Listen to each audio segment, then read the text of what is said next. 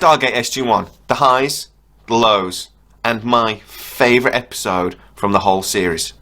Welcome to Sidetrack, your sci-fi TV and movie channel.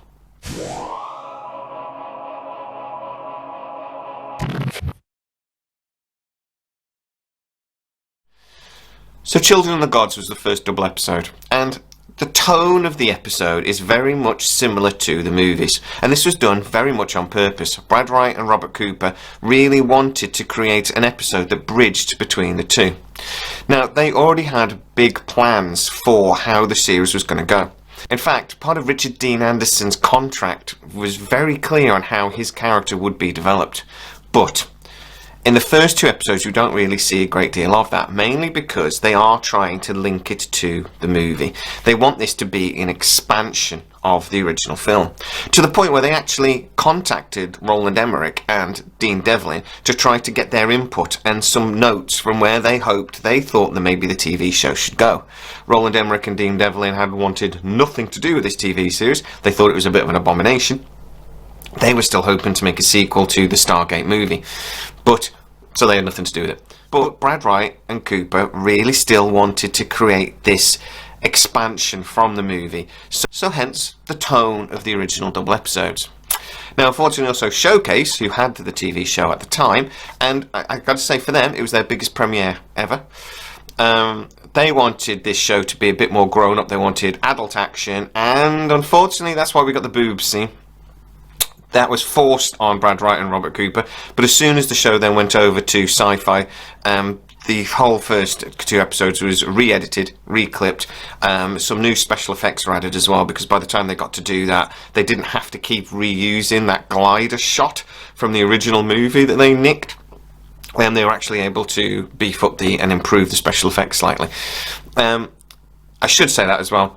Isn't it funny how all of these alien worlds look like quarries in Canada or woodland in Canada? But yeah, the budget wasn't amazing for the first two series, I got to admit. I got to be honest with you, I didn't really watch Stargate when it first came out. I loved the movie. I watched the first couple of episodes of the series and I thought, nah, I don't really like it. But I came back to it about halfway through, and then it hit me hard in series 2. I'm going to do a video on that shortly. Spoiler, it's the best series. It's amazing. But one or two episodes from Stargate did initially put me off. A big thing for the new series is to create, like I said, a foundation to then build upon. A foundation that they then built and made this franchise what it was. And they did a brilliant thing. And they did a brilliant job with that. But the two big areas they have to do in this first few episodes is they have to start expanding the universe, make it much bigger than the movie, because obviously a 2-hour movie then needs to stretch into 22, 24 episodes per series.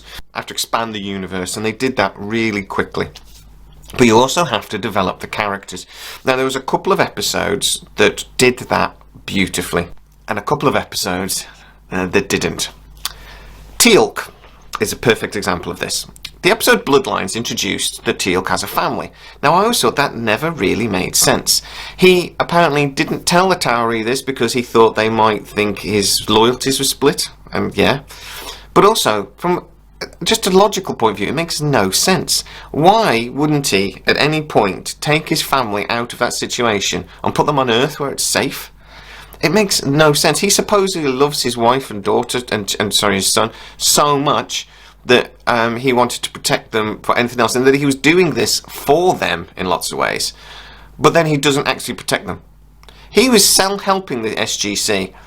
They could have relocated his family really easily and really safely, but they don't. Made no sense that. This episode was a bit of a downer for me. You've also got the episode Emancipation with Sam Carter, where they go to a world that is basically the inhabitants like the Mongols of British history, like the Mongols of ancient history, and they still have a very similar culture. And in that culture, women are treated as a commodity. Sam is taken and sold. But then she beats up one of the chieftains, and they decide to change thousands of years of their culture, and they basically see the light that women are actually equals, and the culture changes. Now, this it's a little bit of this episode is a little bit of an expansion from Children of the Gods, where we see Sam Carter in the first time, very much being defensive about herself being a woman. She's saying that she's had so many hours flight time over the Gulf, and she's this genius. She's done so much work. She MacGyvered the Stargate and all these sort of things. But then she feels very defensive. She's a bit of a feminist. This is an expansion of that, and she obviously beats up the chieftain, and it's a character development though that they don't then carry on. This militant feminist or storyline, which is actually pretty good. I mean, it really mirrors the fight of women in the military and in any of our public services, really. But it wasn't really necessary. It wasn't a big thing of Sam's character later on. When I talk about my favourite episode of the series, I'm going to talk a little bit more about Sam's character development and when it really started. But that's later in the video. But going back to Teal'c, an episode that really does develop his character is the episode Torai. Now, in that episode, the SG-1 returned to a planet where Teal'c had been previously. He'd been there on the orders of Apophis to take slaves. The people see him, realise what he is and what he had done to them, and they basically imprison him. And Teal'c won't fight back. O'Neill repeatedly says, we can just force you, we can get a rescue mission and we will take you. And Teal'c says, no. This is my punishment. This is why he is here. The guilt that he feels for what he had done on the orders of Apophis carry him through the entire series. We see that right through to the end of the series, right through to series 10. It is his motivation. It is why he's doing it. It's why he is fighting with the Torai. That one episode is how we see Teal'c for the rest of the series. And it is an excellent episode that really sets the tone for the entire character. And the entire character's arc of him looking for redemption, but knowing he's never going to find it. A couple of episodes then go on to expand the universe. For example, we see the Unis for the first time, the Goa'ul's first hosts, in the episode Thor's Hammer. An episode that also hints on the existence of the Asgard, but only very lightly hints on it. Obviously, at the start of the series, The Children of the Gods, we only know about the Goa'uld, and we assume the Goa'uld built the Stargate system. We're now starting to realise through episodes like Thor's Hammer, though, actually, that there are other races out there, that there are other species, and that perhaps they didn't build the Stargates after all. In the episode The Nox, we meet the Nox, one of those original 4 big species, a very technologically advanced species that initially the SGC think they need to protect, that they see them as almost childlike, in tune with nature. But then they really very quickly realise that actually this is a far more advanced species, and that actually instead of us protecting them, maybe they should be protecting and teaching us. This was a really big episode that really, again, gave us a hint of where the SG-1 program and where this series and the wider universe was going to go over 10 series. In the episode The Torture of Tantalus, we see that very specifically. It's a bit of a flashback episode where we see that actually, when the Stargate was initially discovered decades earlier, scientists had played with it. And one scientist, Dr. Littlefield, had actually gone through the gate. Now, by this point, we already had the big list of Stargate addresses, but none of them seemed to work. Sam Carter needed to figure out that actually, over time, the stars had moved so that the addresses needed to be adjusted to make up for that spatial movement. Stars literally are flying away from each other at all times, so the addresses didn't work anymore. The postcodes had changed. Now, they didn't know that decades earlier, and they basically stumbled across this address by accident, and Littlefield had gone through, found himself in this castle that was... But the fact that the address that they had gone to, that Littlefield had travelled to, didn't actually appear on the cartouche, on the tablet at Abydos, where they'd got all of their Stargate addresses from, led the SG-1 team to realise, and added proof to the fact, that the gates weren't actually built by the Goa'uld. They were able to get the address, and through Sam, with a bit of calculations, were able to reopen the gate, and they were able to go and get Littlefield back. During this time, Littlefield showed Daniel a special room, and in that room, atomic signatures and atomic mathematics was projected on the ceilings. They realised that this atomic mathematics was a universal language that could be used by anyone. And then he's found 4 distinct languages. This was the 4 most important races in the universe at the time, back to the time of the ancients, the Asgard, the Nox, and so on. All the way through the series, when we first meet the Asgard, they talk about humanity one day stepping up to become the 5th race. Now, this is something that I think we stepped up to during the SG-1 and then Atlantis series, but something that, if I see Stargate return, something that maybe we could see a little bit more. Can we see humanity honestly step up to become the 5th race?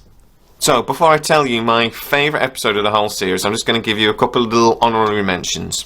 Tin Man is a very funny episode. The SGC turn up at a race. He basically makes them into robots. We see a lovely little bit of character development, and really the humour of O'Neill come through in that episode as well.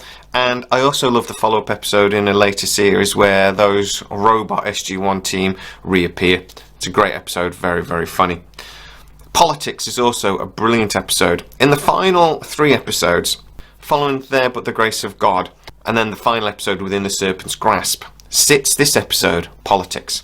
Now, one of the things I love most about Stargate is the fact that it's based on some sort of reality.